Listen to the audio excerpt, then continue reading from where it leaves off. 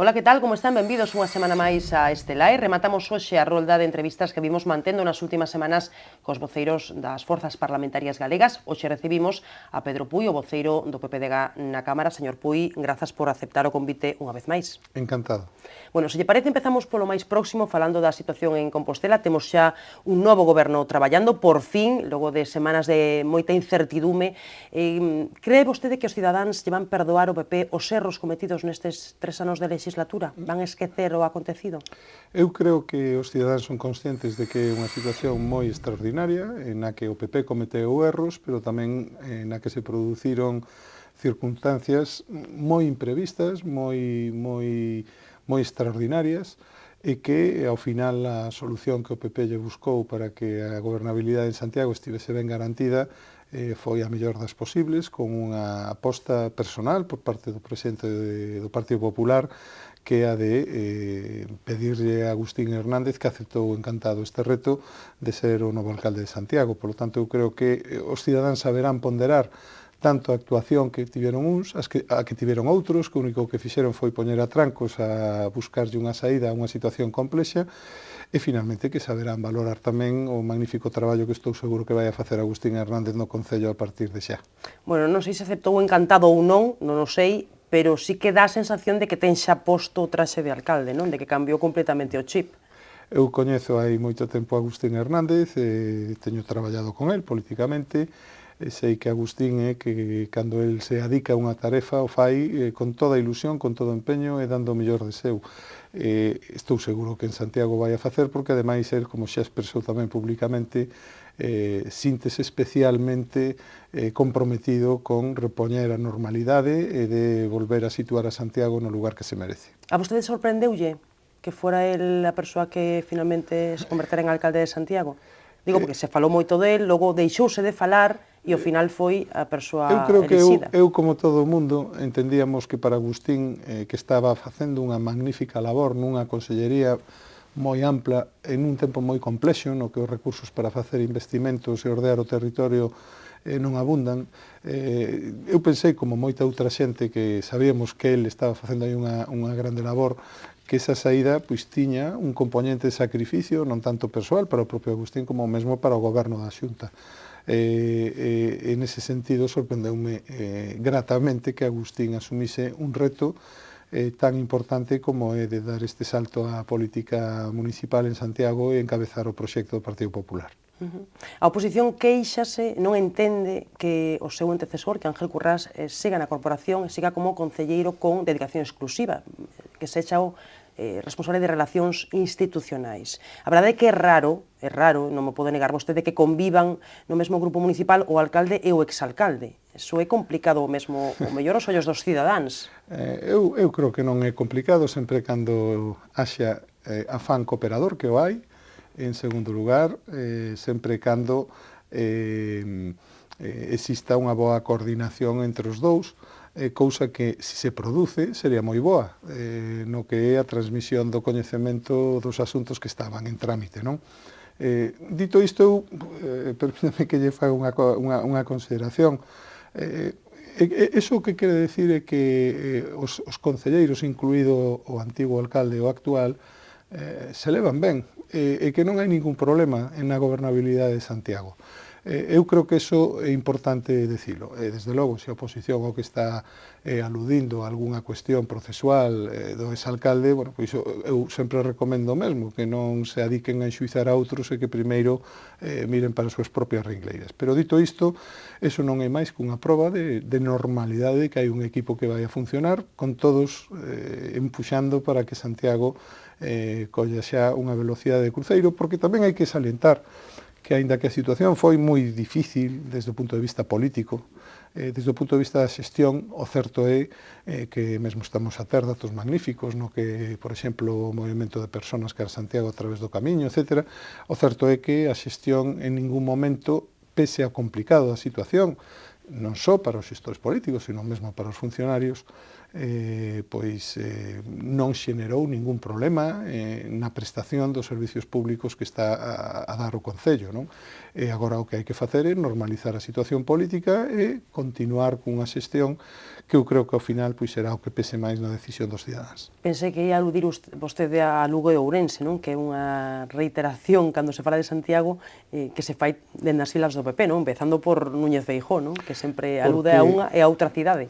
Porque é certo que, polas causas que fora, Santiago estivo máis nos medios, etc., pero sí que é certo que, por exemplo, cuestións tan básicas como pode ser a aprobación dun orzamento en Santiago foi aprobado perfectamente ano a ano e, polo tanto, a Administración Municipal pudo actuar cuns orzamentos ao día, cousa que non ocorre noutras cidades, que eu non entro en xuizar, simplemente eu o que quero é salientar que a situación política foi certamente complicada, a mesma aplicación da lei está prevista para casos extraordinarios, non é o habitual que se produza unha situación como que se produciu en Santiago por unha confluencia de distintas circunstancias, pero o que sí é certo que durante todo este tempo se fixo unha boa xestión. Na área económica, por certo, recoñecida por todos, a capacidade que tivo o anterior goberno e a concelleira de Facenda de coller un concello que era o que tiña a maior débeda de todas as grandes cidades de Galicia, de facer unha xestión boa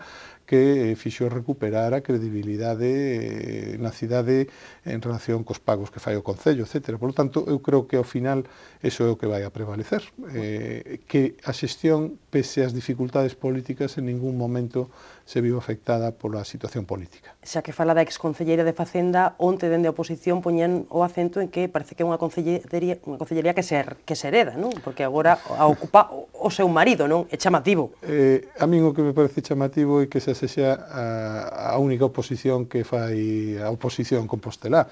Eu, por certo, en ningún momento escoitei, pode chamarme máis atención duns líderes da oposición local que de outros, en ningún momento escoitei a ningún deles ofertar unha man para resolver a cuestión ao Partido Popular, que poderían telo feito. E non o fixeron en ningún momento solicitaron asumir responsabilidades, incorporarse ao goberno, facilitar as cousas. E, bueno, creo que iso é unha forma de facer oposición lexítima, elexida libremente por quen a fai, pero eu creo que Santiago tamén se merecía unha oposición que fose algo máis colaboradora e que non fixera o que está a facer, que simplemente intentar que non haxe goberno en Santiago. Pois a oposición está disposta a chegar ao Constitucional para que se pronuncie sobre o feito de que o goberno estea sustentado por concelleiros non electos, e aí pode ser que teñamos outro revés.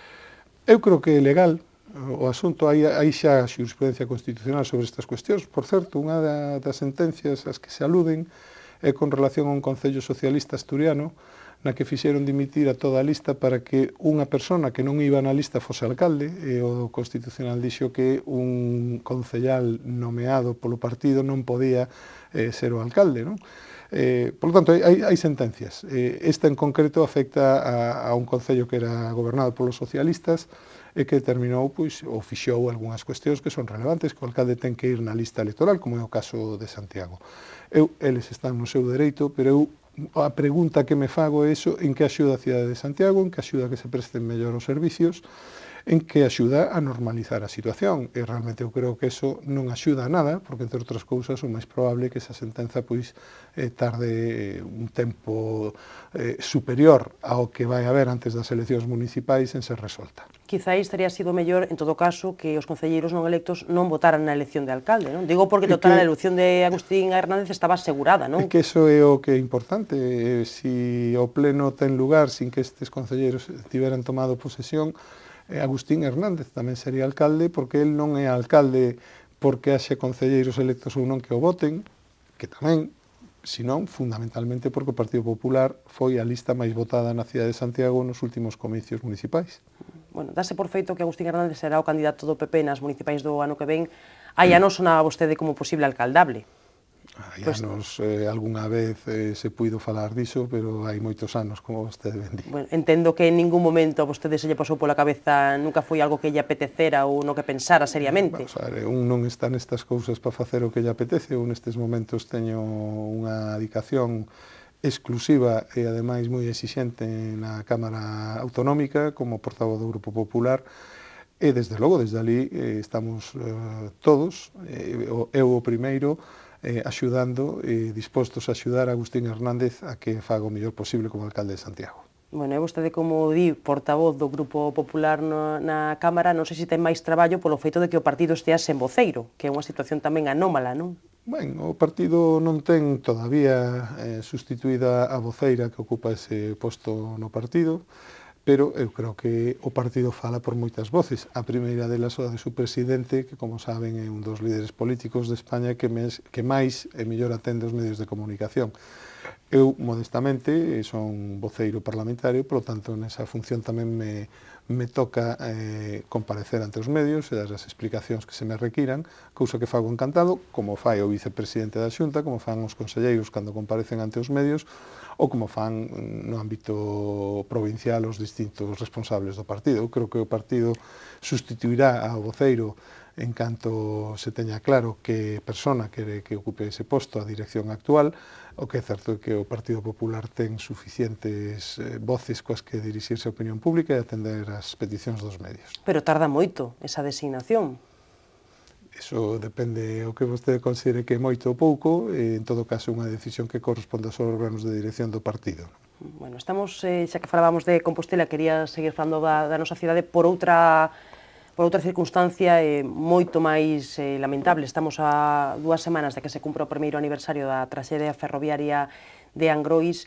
Vostede cree que de verdade as vítimas e a sociedade en xeral chegaremos a saber toda a verdade do acontecido? Eu estou convencido de que sí.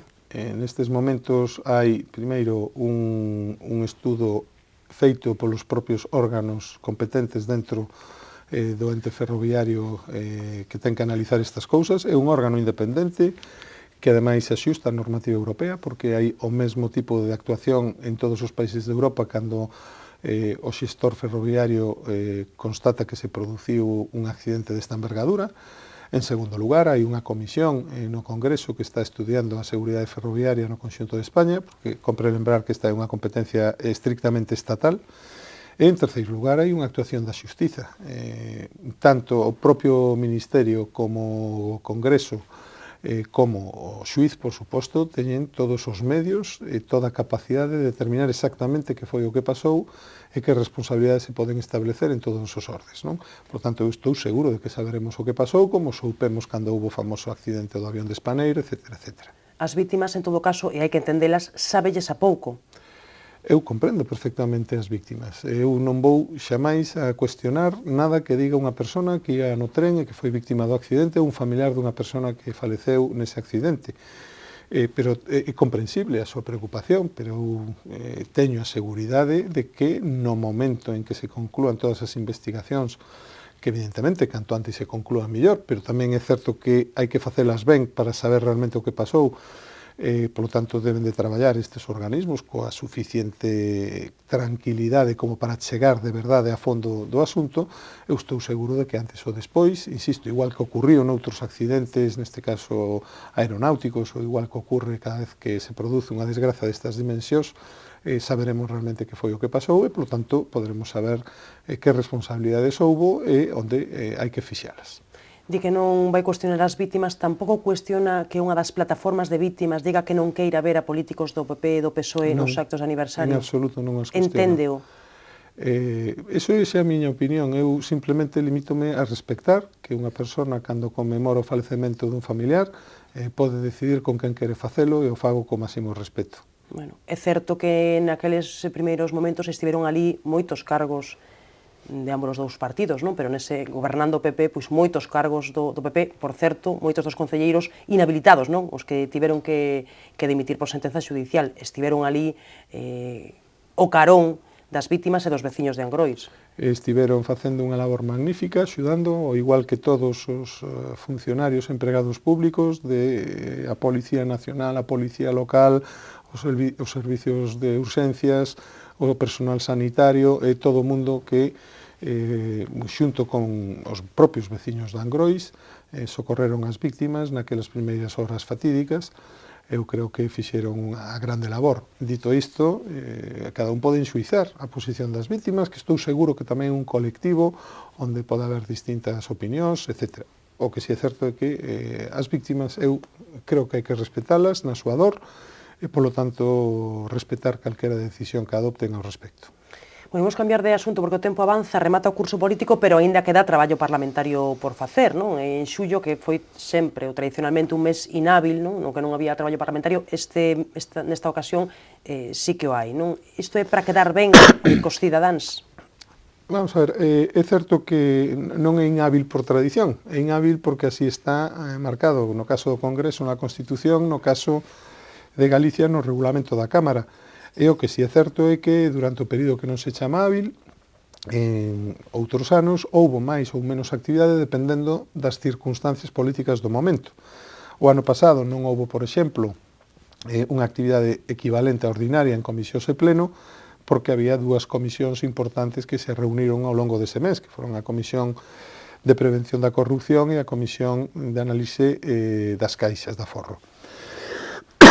Por lo tanto, este ano, onde tamén hai algunha comisión extraordinaria que sigue funcionando no mes de xullo, é un grupo da oposición, e o noso, propiamente, tamén, solicitamos que se lle dera certa continuidade ao traballo, dada a multitude de cuestións que están pendentes de tramitación e tamén para dar resposta a problemas que se levan á Cámara e que teñen incidencia directa e pronta sobre a cidadanía, non? Entón, chegamos a un acordo todos os grupos e, efectivamente, estamos celebrando un número de comisións e un pleno equivalente á prolongación do que sería o período ordinario. Chegaron a un acordo non sen certas dificultades, non? Non había consenso inicial, non? Había algún voceiro, refírome a Xosé Manuel Beiras de AGE, que non entendía moi ben, non? O que se propoñía, non? E que hai traballo parlamentario fora da Cámara, hai traballo político fora da Cámara, quero dicir. Por suposto que hai traballo político fora da Cámara, que é o que permite facer traballo político na Cámara tamén. O señor Beiras manifestou nunha reunión privada unha opinión que non era favorable a que se estendese o período ordinario, pero a posición formal e oficial do grupo parlamentario de AGE foi entrar neste acordo e, de feito, no pleno que imos ter a semana que ven van a presentar distintas iniciativas as que lle corresponden como o resto dos grupos. Bueno, hai unha semana sentado nesa mesma cadeira, o voceiro do PSDG, José Luis Méndez Robeu, dicía que, lamentablemente, o Parlamento vale cada vez máis para menos, porque apenas hai acordos e porque, cando se producen, o Goberno non se sente implicado, obrigado por eses acordos. Que lle parece? A mí me parece que eso desminten os datos, non? É dicir, por exemplo, nestes últimos 6 meses aprobamos 17 leis, entre elas algunha moi importante, moi trascendente para a cidadanía, como pode ser a Lei de Garantías Sanitarias, que reduce os prazos de espera e mesmo dá garantía de asistencia e capacidade de elección de médico aos galegos que estamos atendidos pola sanidade pública, e mesmo, incluso, se buscamos niveis de acordo, busquemos niveis de acordo, porque eu non nos vexo así a priori, pero... Eu vou dar un dato, é que normalmente, por facer uns números así sinxelos, non? En comisión, o 80% das iniciativas de impulso ao goberno son presentadas polos grupos da oposición, 80%. E o resultado total é que se aproban máis da metade, é dicir, que aproximadamente a metade das iniciativas, un poquinho menos, pero a metade das iniciativas que presenta a oposición son apoiadas pola maioría, e a oposición apoia tamén a algunhas que presenta o grupo mayoritario.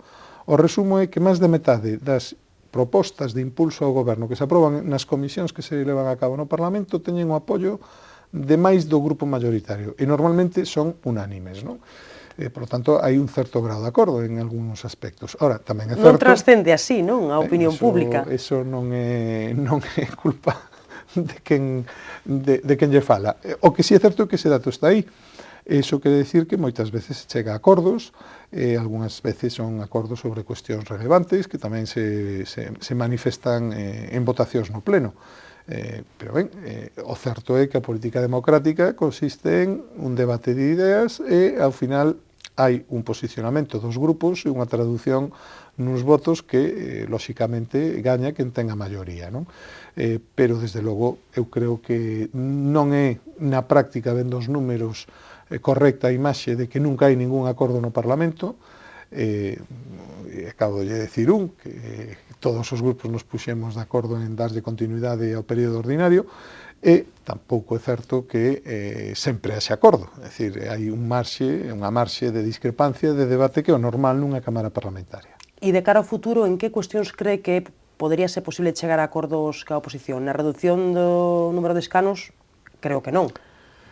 Nos estamos reformando a lei electoral en tres aspectos. En primeiro lugar, para consolidar outro acordo que houve entre os grupos de transparencia do patrimonio dos membros da Cámara. Isto faise de momento voluntariamente e o imos a levar á lei electoral e tamén ao regulamento da Cámara. Tamén imos a reformar a lei en relación, facerlle algún retoque, non? En relación co que son as incompatibilidades entre o exercicio da representación no Parlamento de Galicia outros postos e outras adicacións que poda haber na esfera pública, é dicir, tratar o tema das inelexibilidades. E, finalmente, imos tamén a facer un axuste no número de deputados, non? Sobre os dous primeiros aspectos, eu creo que é fácil que cheguemos a un acordo, porque, de feito, o que estamos é a consolidar na norma o que xa se fixo ou que xa se acordou no pasado. Con toda a oposición, fala, cree que é posible? A oposición, como vostede sabe, estamos na fase de ponencia. Un grupo, AGE, xa directamente declinou entrar en ponencia, non facer traballo en ponencia. Supoño porque están máis preocupados por traballo na rúa, pero, bueno, en todo caso, non entrou na ponencia e o grupo do bloque abandonou despois da primeira reunión. Por lo tanto, non sei exactamente cal vai a ser a súa opinión cando chega a comisión, aínda que está anunciado que vai haber unha oposición frontal a esta norma, porque eu creo que incorrectamente a interpretan como algo que non é. Non se trata de reducir a capacidade do Parlamento de Galicia, sino ao contrario, se trata de reforzar a súa legitimidade nun momento especialmente complexo para toda a sociedade. Bueno, pode haber entonces acordos cos socialistas en algún aspecto desa reforma da lei? Eu confío que o haxa, porque xa, insisto, son acordos que veñen da pasada legislatura e que os grupos parlamentarios siguen a cumprir, pero, insisto, de xeito voluntario, non porque exista unha norma que faga que iso haxa que facelo sempre. En todo caso, que prazos se marcan vostedes? Porque xa falaron de que estivera aprobada esa reforma neste momento, non? E non está. Eu creo que, precisamente por tratarse dunha lei electoral, o Grupo Popular e o Partido Popular fixemos un esforzo de tratar de convencer aos grupos da oposición da conveniencia da reducción do número de diputados. Fixémolo na pasada legislatura. Se nos dixo que non o levábamos no programa electoral. Levámolo no programa electoral e tiñamos certa legitimidade xa para registrar a iniciativa e tramitala, e, sin embargo, o que fixemos foi falar cos grupos. Eu reunínme co grupo de AGE, co grupo socialista, para explicarlles por que se facía esa reforma. E mesmo os portavoces, cando saíron desa reunión, dixeron que comprendían de outro xeito a reforma, que non afecta en absoluto ao peso que teñen os distritos, nin a capacidade de representación, nin a pluralidade da Cámara, porque no fondo é unha reforma moi menor no conxunto do que é o sistema electoral. Intentamos facelo, digamos, de xeito máis consensuado desde o primeiro momento, pese a que o señor Besteiro, nunha reunión co señor Núñez Feijóo, deu a entender que tamén quería falar diso e mostrouse máis proclive a falar sobre esas cuestións, pero finalmente tamén deu marcha atrás. Fixemos o trámite ordinario, estamos nel, como digo, esa norma está nestes momentos en fase de ponencia. Eu supoño que a ponencia concluirá o seu informe neste mes de xullo e, polo tanto, a reforma será levada á comisión e pleno en setembro, cando comece o novo período de sesións. E haberá acordo cos socialistas, cree, na reforma da lei para que goberne a lista máis votada, que é outra das cuestións que se está comentando estes días? Ben, este é un debate nacional. Falou Rajoy dela, pero antes xa falara Feijóo e varias veces. Sí, porque o programa nacional do Partido Popular se incluiu eso en dúas ocasións. Efectivamente, o presidente Feijóo xa falara do tema, que incluso previamente, hai xa 3 eleccións xerais, o propio Partido Socialista o planteara. Eu creo que ese é un debate de escala nacional, porque afecta a todo o poder local de España. Eu creo que é un debate interesante. Eu creo que ese debate non deberíamos desconectalo da necesaria reforma da administración local, que é outro tema que tamén se está a falar permanentemente. Pero no que non se avanza. E mesmo as distintas circunstancias e os distintos trasacordos que moitas veces se producen neste tipo de debates pois efectivamente fan que estea de algún xeito medio bloqueado, e do que se trata é de configurar unha administración local que teña, por un lado, eficiencia, recursos para prestar os servicios públicos da administración local, e que ao mesmo tempo pois se pode plantexar nese debate unha reconsideración dos mecanismos de representación da cidadanía nas administracións locais, non? Nos entes, nos concellos e no seu caso tamén nas diputacións. Ese é un debate que está aí. Eu creo que por a súa complexidade, primeiro é bon que o haxa, é moi lexítimo que alguén o plantexe, insisto, xa o plantexaron no seu día tanto o Partido Popular como o Partido Socialista, pero que un debate de envergadura é certamente un debate que posiblemente leve máis tempo do que queda de aquí ás próximas eleccións, aínda que evidentemente non se descarta nunca nada, porque hai moitas veces que unha idea se abre paso, é recibida rapidamente e triunfa, non? Eu Bueno, esta foi recibida a paus, dá impresión de que esta non vai a ser o caso de unha tramitación rápida, e, polo tanto, o que sí creo que é importante que nos plantexemos en xeral tanto os mecanismos de elección dos responsables políticos da administración local, como, en xeral, en termos xerais, todo o que é a organización dunha administración local que, a diferenza do que ocurriu en moitos países europeos, de tradición anglosaxona, onde os poderes locais tiñan moitas competencias e por eso non teñen o nivel autonómico, ou mesmo na tradición máis napoleónica, como é o caso de España, onde existían entes como as diputacións de carácter local, pero que estaban por riba dos concellos, en todos os países, fose cal fose a súa tradición, houbo grandes reformas da administración local para adaptalas aos novos tempos. Non podemos vivir en concellos que veñen do século XIX, cando estamos nun país do século XXI, con outros medios de comunicación, con outros servizos, coas familias con outras mobilidades, ou sea, as familias, moitas parellas traballa un nun concello, outro noutro, con conceptos novos de mobilidade en áreas metropolitanas, etc. E todo iso é certo, non? Con estes grandes movimentos migratorios internos que houve en España, tamén en Galicia, duns concellos a outros, é lógico que todo isto nos faga replantexarnos se estamos cunha planta local, cunhas competencias, cun recursos e con un sistema de elección dos seus responsables políticos que sexa máis axeitada. Eu creo que ese debate é moi pertinente porque é certo que a administración local española, a diferencia portuguesa, francesa, inglesa, a alemá, non digamos xa a grega, pois sigue igual que hai 2 séculos cando en todos os países se fixeron profundas reformas. Bueno, estamos chegando ao final e gustaría preguntarlle por outra cuestión de actualidade desta semana, o anuncio de que se abre xuizo oral contra exdirectivos de Nova Caixa Galicia, entre eles Fernández Galloso, polas súas prexubilacións millonarias, non? Bueno, parece de recibo que se devolvan eses cartos se finalmente se demostra, e parece que así vai ser, que foron cobrados indebidamente, non? Estando a entidade nunha situación delicadísima. Bueno, isto é algo que os cidadáns non comprenden de ninguna das maneiras, non? Todo o que fallou, todo o que pasou en todo este proceso das caixas, non? Non entende ningún cidadán, eu tampouco entendo como cidadán, de feito, desde o primeiro momento a nos pareceu que era inmoral o cobro desas cantidades naqueles momentos. Os feitos viñeron a demostrar que era certo, que era inaceptable que o valor da entidade pois fose pouco máis entre o doble ou o triple do total de indemnizacións que cobraron estes directivos. E precisamente a comisión que puxemos en marcha, entre outras cousas, era para analizar esta cuestión, que leva tempo subjúdice, que foi tratada na comisión de investigación que fixemos no Parlamento, onde, a pesar de que xa estaba o tema nos xulgados, e, por tanto, non se pronunciou moito sobre o fondo do asunto, porque os que comparecían decían que por estar no xulgado non podían falar diso, pero sí que é certo que na propia comisión quedou patente que o sistema de fixación deste tipo de retribucións nas caixas non era o máis adecuado. As comisións de retribucións non funcionaron ben, os consellos de administración non tiveron a información oportuna, e o máis sorprendente, o propio Banco de España, que é o organismo que ten por competencia a aprobación dos salarios dos directivos das entidades financeiras, e nomeadamente das caixas, pois tampouco dixo nada, nin opinou nada.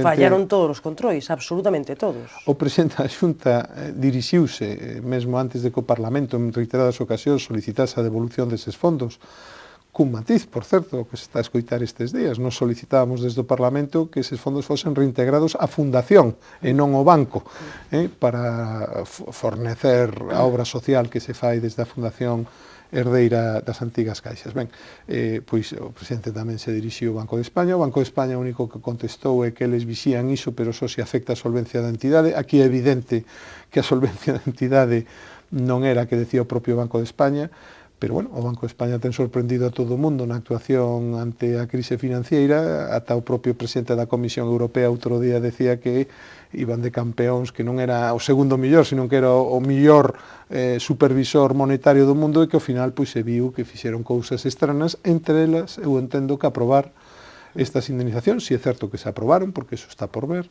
no xuzgado, que se aprobaron unhas indemnizacións fora de toda ética pública, fora de toda moralidade individual, e mesmo fora do que entendemos nós que son as normas de bon goberno dunha entidade que está supervisada por un organismo público como é o Banco de España. A indignación é total por esas indemnizacións, ninguén as entendimos cando se fixeron públicas, que costou en sabelas, ademais, era un segredo de Estado, eu, en fin, non lle desexo mal a ninguén cando compareza ante un xuiz, pero é certo que este tema é un tema completamente inapropiado e que, afortunadamente, pois a xustiza entrou nel. Bueno, fago a última, que temos que rematar, e todo ese proceso que comezou ca fusión das caixas e que rematou na creación de Abanca, rematou, vostede cree, sinceramente, da mellor maneira posible para os galegos? Dadas as circunstancias, non teño dúbida. Neste proceso de reestructuración financiera, na que caeron moitos bancos tamén, houve un proceso de concentración importante do sector bancario en España, quedaron polo camiño as caixas. Hoxe en día non existen caixas en España, e mesmo as que eran solventes se transformaron en bancos, como é o caso da Caixa Catalana, e eu só o lamentarei sempre. Eso foi unha decisión que se tomou en tempos do goberno Zapatero, e que eu non entendo porque as caixas non podían seguir sendo o que eran, unha institución financiera cuxos beneficios repercutían na sociedade e non en accionistas. Dada ese entorno, o feito de que Galicia sexa a única comunidade autónoma que manteña como un banco que opera desde Galicia, en Galicia, con clientes en Galicia, e mesmo con unha idea de expandirse, non? E de facer un negocio maior, como resultado da transformación das caixas, eu creo que con sentidiño, o mellor dos resultados posibles, con sentidiño e con vixiancia por parte do Banco de España, que espero que haxa aprendido as leccións da crise pasada. Pero cree que efectivamente se aprenderon as leccións, que non se van volver a cometer erros como os que se cometeron?